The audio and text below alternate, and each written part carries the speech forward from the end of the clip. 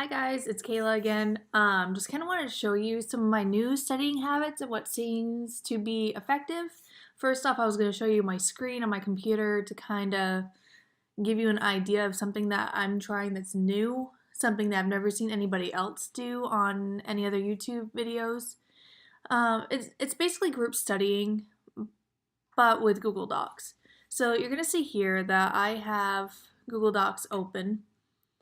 And what this is like a community study sheet. And what I'm doing is I'm sharing this document over here with a link, and I'm giving it to all of my other fellow students so that we all get the same information. And basically what I'm doing is I'm typing up all of my notes and giving it to all the other students. And I told them with this link, I made it so that they can edit. They can also give their information. As you can see, no one else has done it yet on this one, but they have on some of my other lectures I've already posted.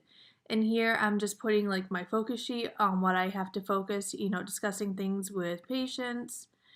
For this one, it's infant development, which is basically, this is the vaccine from the CDC website, and I actually just screenshotted it and just pasted it on here so everybody had it.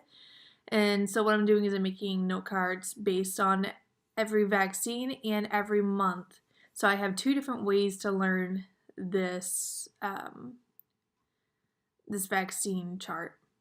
And then also my teacher has these clicker questions where we all have a little, like, it almost looks like a calculator, but we choose A, B, C, D, or E, or whatever the amount of answers that they are. And she posts these in her slides, but she does not give them to us. So, like, I will sit in class and I will type up every single one so that everybody has these, or else we don't get them ever again.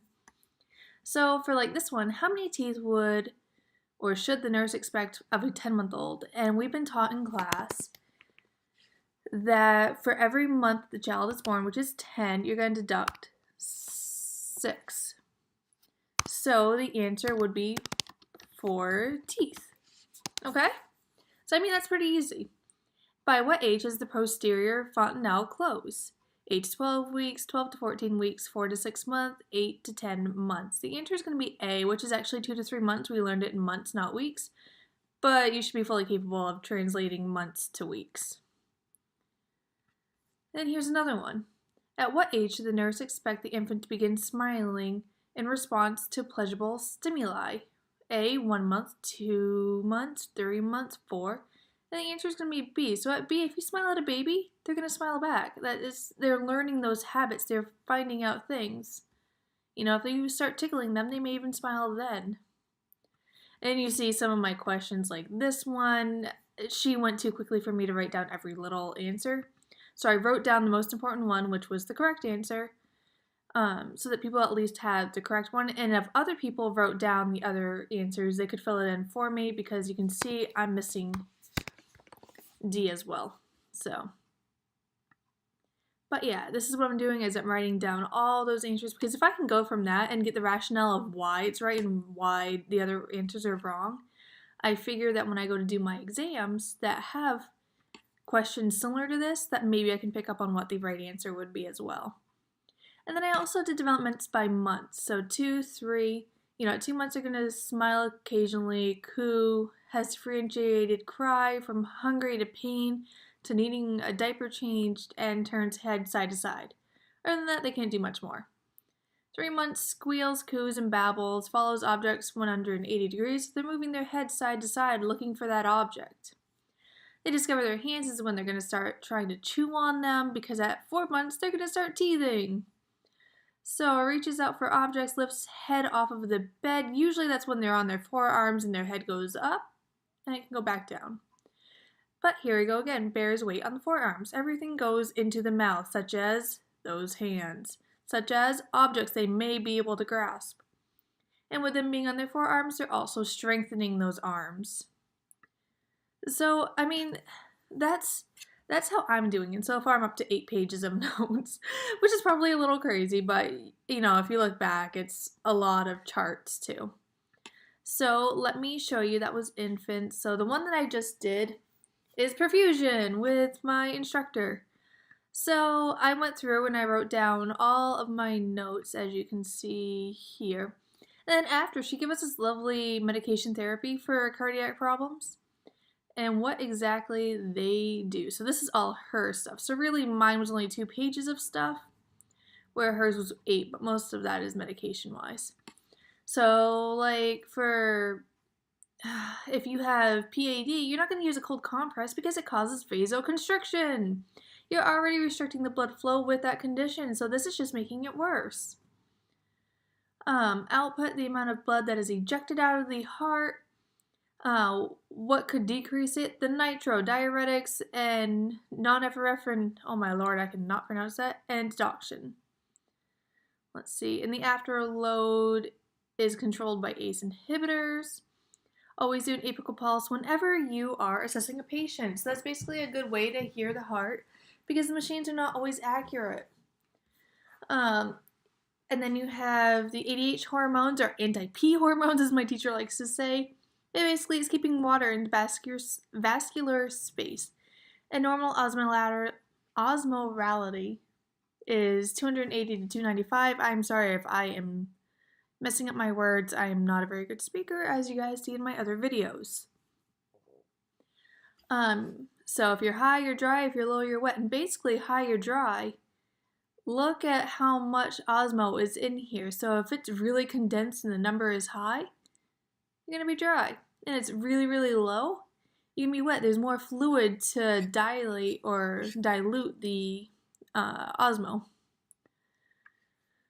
Heart failure is a major event for hypertension. So one of the things that she brought up was if a person comes in and their father died of a stroke and their mother of a heart attack, they probably have hypertension.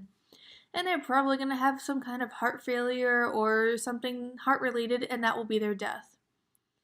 One of the many causes of patients with diabetes to pass away is a heart problem, heart attack, stroke, things like that. Their blood is not circulating well enough. Number one sign of complications is ACE inhibitors or coughing. So this is just, like I said, one of the many things that I am trying to do. Oh my lord, without my phone going off, sorry about that. Is studying this way, and that kind of gives my other fellow schoolmates something that they may not have remembered. They may have forgotten that, and if that gives them, 2 or 3 extra points on their exam, I'm happy to do so. And I'm hoping with that mindset that maybe they'd be able to give me some of their notes that I also may have missed so that I can also study harder and also get those extra few points. I'm not in it to watch people fail. I'm not in it to fail myself. But if we work together, the chances of us succeeding are much higher. So with that being said, I will move on now and show you my note cards. Hi guys, so I just showed you like a screen share of what I'm doing with the Google Docs as a community study sheet, hoping that maybe my schoolmates and I can work together in order to all become nurses, because I don't know about you guys, but from most of the years that I have looked up the nursing pass rate for my school, it doesn't seem to be super high. It is, like, it's around 85%, I believe, and that's what they're expecting. But the second years that are 1 year above me, they had a fourth of their class quit in the semester that I'm in right now. So either quit or they didn't pass. Some of them have rejoined my group, so they are coming back. Some of them basically just had babies. Some of them, one test really just did them in. And so I'm just hoping that maybe this is something, oh, that's a little too much, that will help us all succeed, because I don't want that to help or happen to my group. I like everybody that's in there. I really don't have any qualms or quarrels about any of them. I really hope that everybody passes. They'd all make really good nurses, and I'm hoping that it's the same for me. So anyways, you saw my vaccine list from the CDC website, quote unquote. I just screenshotted it, and that's what it looked like. And so I put that onto my notes so that I could make these lovely note cards as they all fall out. So one of the things that I started doing was note cards, and before now, I never touched them. Do I know if it's going to work? I have no idea. This is literally the first time it's ever happened, but I'm hoping that it does. So like for these ones, I have the name of all the vaccines that babies get 1 to 15 months of age. And on the other side, I give what months and how many doses you're going to get. I also did a different version in, what age groups and then what vaccines you would get. So like birth, all I have is Hep B. I know they do an I group too, but that one we're not being tested on, so I'm not even going to try to bother learning it right now. So yeah, so those are my note cards on there. My teachers have also given us these awesome handouts. And remember that focus sheet that I posted on everything? That's all that these are. And it gives me my reading on what I'm supposed to know. Print one concept map for an in-class activity, which is great. It just kind of gives you a thing. And then I'm realizing, because I probably should have noticed it well before now, that at the bottom of the screen, or of the paper, is telling you what you need to be able to do. This is basically them giving us a study guide, and I just didn't realize it. See?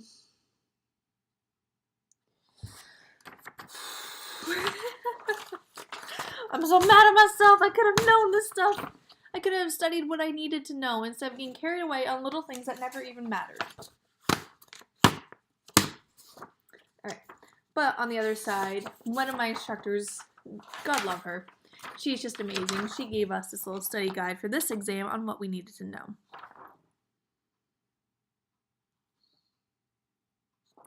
So yeah, I'm really hoping that this works out well for me. I have an exam on Tuesday, so not very far at all, and it's kind of scary. So I'm passing right now, and I'm just hoping it stays that way. That's all. I don't know. So anyways, guys, what do you do for studying tips? Do you ever get like study groups? Do you do it my way? Do you do it a different way? How on earth do you study? I want to know. I feel like there are some ways that I tried to study, like little cliff note versions of it. It's just not getting me to the point that I need to be at. And I end up getting, an extra 3 or 4 questions wrong that really affects my grade when I could have had them right to begin with. So anyways, guys, if you could share, I'd be happy to see what you're doing. As always, you're free to use mine, and keep on nursing.